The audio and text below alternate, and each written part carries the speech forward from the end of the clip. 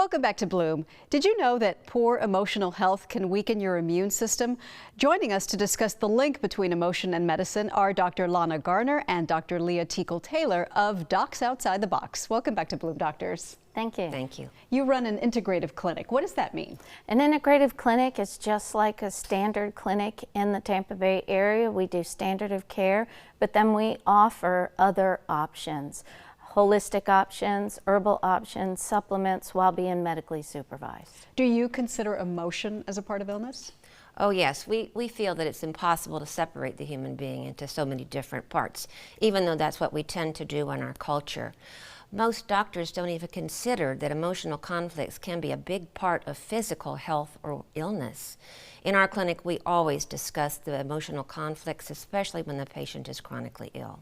Can you give us a specific example of where emotion can tie into physical illness? One easy example is an upset stomach or nausea.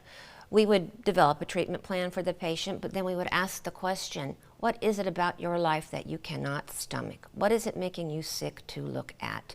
Sometimes just a direct question like that will bring an awareness to the patient, and they'll start processing things and really begin to work it out and heal. Another complicated example or more complex example is cardiac dysrhythmia or irregular heartbeat.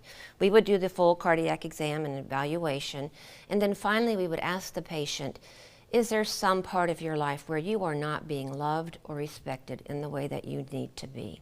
Maybe your family's love language is different than yours and you're not getting it.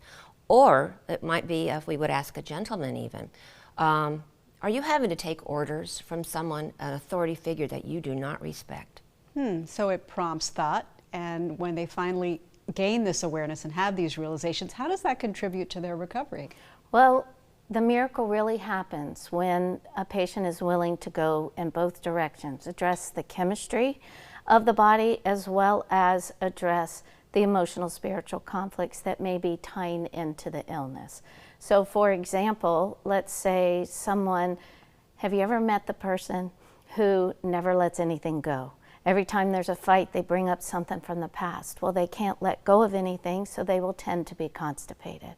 Whereas if you have a patient who needs to get away from a horrible, stinky situation, they will tend to diarrhea.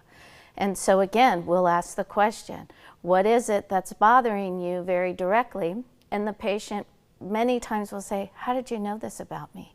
And we'll say, we are not mind readers, but what we do have is that the illness gives us a direct insight into their secret suffering.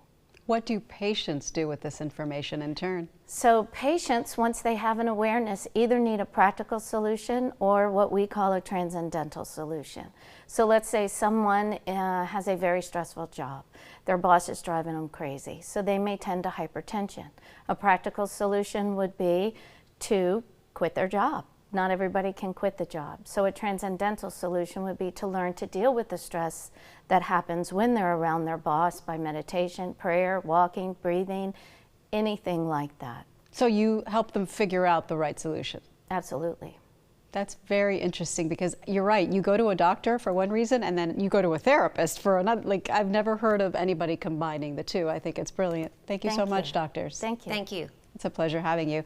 And if you would like to learn more about this, please call Docs Outside the Box and Kids Outside the Box. The number is 727-498-8898, or you could visit online at docsoutsidethebox.us.